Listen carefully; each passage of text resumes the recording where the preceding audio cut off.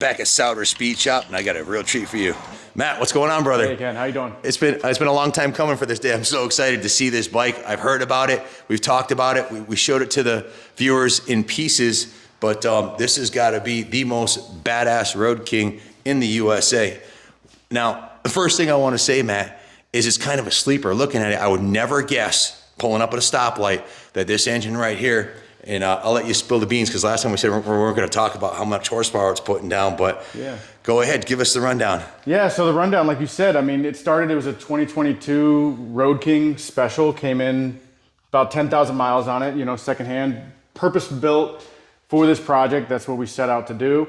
And like you said, it is like a sleeper. So we have the SNS cases in here. So if you know what you're looking for, you would see that there. But you have your cylinders, stock aluminum fins and everything on the outside of your cylinders and your head, so it keeps that sleeper look. You know, once you start getting into it, you can really tell what's going on if you know what's up. Some nice carbon fiber bits on here. So the stock engine actually came out of this bike, right? You took the stock motor out and he sold that, right? The customer has it at home. So yeah, I took the stock motor out. It came with an M8 114. Took that out with the hoist and kept that all together as a crate motor so he could try to resell it or do whatever he wants with that one.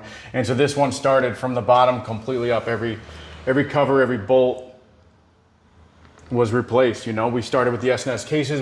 T-Man helped us reline these cylinders. They did their 4x2 heads up in here. We have V-twins on center manifold inside the middle there.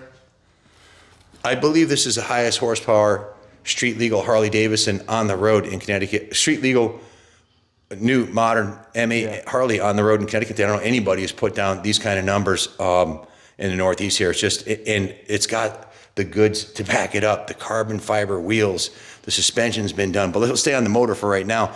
Give us the rest of the rundown on the engine. Yeah, come around to this side here. So like we said, we had the on-center manifold here with V-twin performance along with T-Man. They helped us with that. We did their 2-inch inlet for the heads. And then we have their on-center air cleaner here to match. We got 8.4 injectors inside there, and then coming out of it, we have this massive burn stainless pipe. What's the scoop with that pipe, man? Are those obviously, are they custom made for each builder, or are they? No, you can order these on their line. I mean, they take a little while to get them because they do make them to order.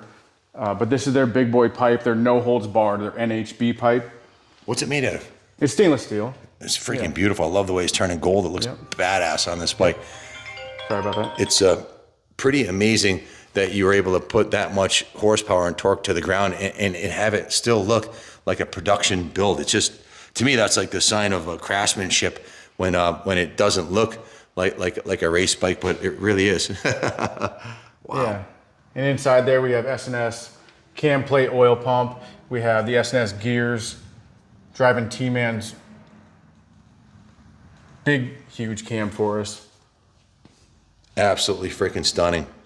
So are we ready to spill the beans yet? Oh, before we do that, we got to tell them about the transmission. The transmission we sent down to Andy Simon. He did his deal on it. That's a billet trap door with their shift drum inside there, back cut gears, everything to hook up and not break and last for us. Badass. We did Star Racing's compensator on the other side. We have a G3 clutch on the other side to hold all the power. And this thing's still actually running our stock belt on it. We kept everything nice and tight, but those belts are strong enough. If you're smooth on the power, it can hold it. And we want a nice smooth running. What's this? Tell us about the Figurati Designs dipstick. The Figurati Designs dipstick has the magnet on the end of it to help collect any sort of metal material that might be flowing through your oil system that obviously you don't want in your engine. That thing looks pretty. It looks like every component on this bike, including that, looks like jewelry. Were these sent out powder coated, the covers? No, these covers, well, this was the original cover. I changed the cables. This was brand new from Harley because, like I said, this was a whole new motor. So these are brand new from Harley covers here, along with the red covers that we did back here and here. And then the black engine hardware we got from Harley as well. Is that the same color as they have on the new 2024 It's a slightly CVO different red. If you look at them closely, This are the ones that come out of the P&A catalog, and they have a little more flake in them. So you want to show them the numbers now? Let's look at it. Drum roll, please. What do you see this, guys? 143 cubic inch, naturally aspirated. Put down 182 horsepower. 182 horsepower. And the real magic is in the torque. 172 foot-pound of torque. But look at that torque curve, man. It's right off. What are you pulling off of idle there?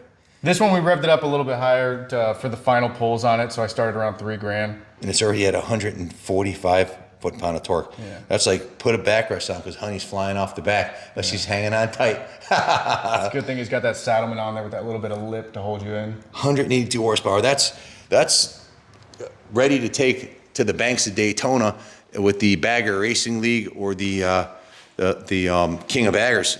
Just incredible. Tell us a little bit about the suspension in the front end, because this entire front end is completely custom. I think the carbon fiber wheels are a good start so we point. got the Blackstone BST wheels matched with the Metzler Cruise Tech tires. So we got a nice solid front end with the ceramic wheel bearings inside there that we talked about before. The Behringer calipers to help everything grab on the Galfer brake rotors. Absolutely stunning. How much lighter is a wheel set than that compared to a stock one? I don't have those specs on top of my head. I don't remember exactly what those were. I'd love to put this on a scale and see. I bet you it's substantially lighter than stock. Yeah, for sure. Especially with the stock exhaust is super heavy too, and you got all this. Who's carbon fiber fenders? That's Hoffman front fender, and then we did the Hoffman side covers back here too. Love it. Freaking beautiful.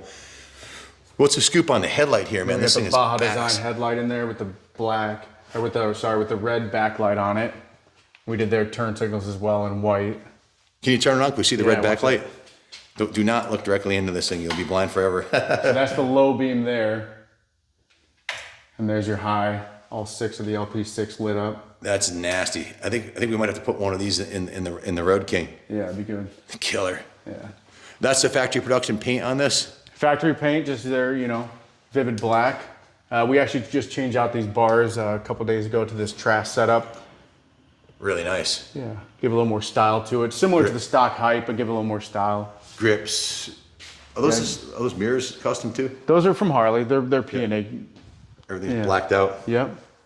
How about the floorboards? Are these Harleys? Those are Thrashing. Thrashing? Yep, Thrashing floorboard and his brake pedal. So we didn't really miss a beat on this thing, did we? No, we tried to cover all our bases. We got the A1 swing arm on the back.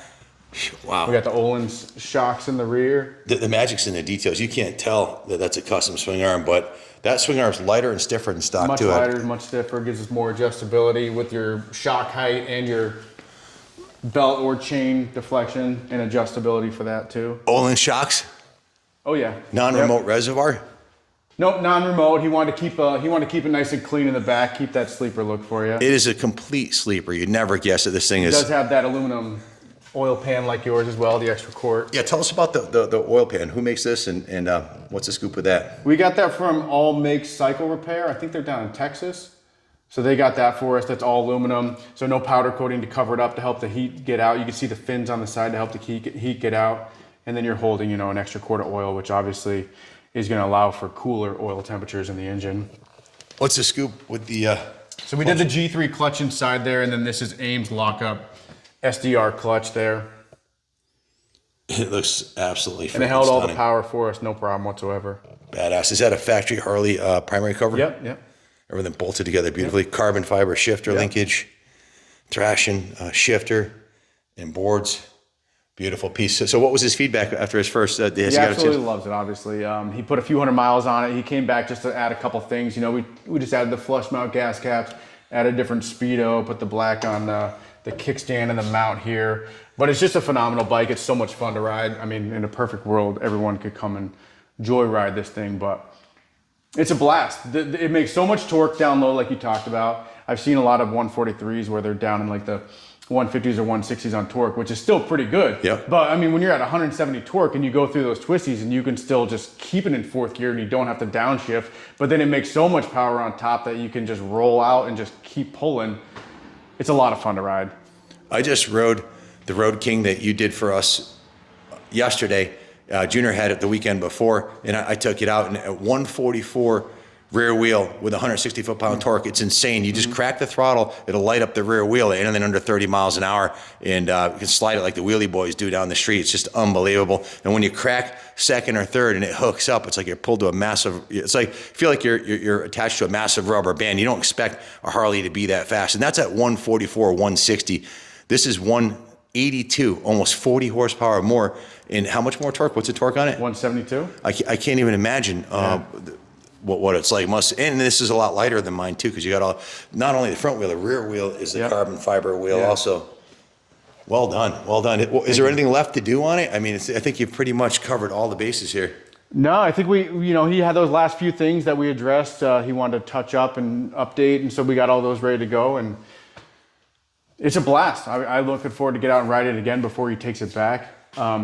We worked with T-Man a lot on this. TR and Brandon, they helped us a lot with the setup on it, and it's just so much fun to ride, like I already said. But it's good too because it's not just a full-out drag bike. There's a lot of drag bikes out there that are gonna make a lot of noise, but they're hard to ride down low. This is his extra bike, if you will, his hot rod. And so we did go full send on it. We had Dark Horse lighten the flywheels and do some extra touches down in there. And we put T-Man's biggest cam that he had available in here because we wanted to make as much as we could. But even with all that, you can cruise down the boulevard, you can cruise it nice and low. He's had his wife on the back. They are still able to cruise it and enjoy it, but when you're ready to get after it, you just twist it and go, and it takes it. Yeah, I think you'd surprise pretty much everybody at a stoplight with this thing, because you pull up behind it, it doesn't look like a performance bagger. It doesn't even have the Öhlins on the back. It just looks, from the back, it is a total sleeper. And even from the left side, it's not like the turbo dyna I had where when you pull up and they're like, they know what's up, they know it's got a turbo. And even that was only putting down 152. Yeah. I forget the torque, but it was 152 on our dyno.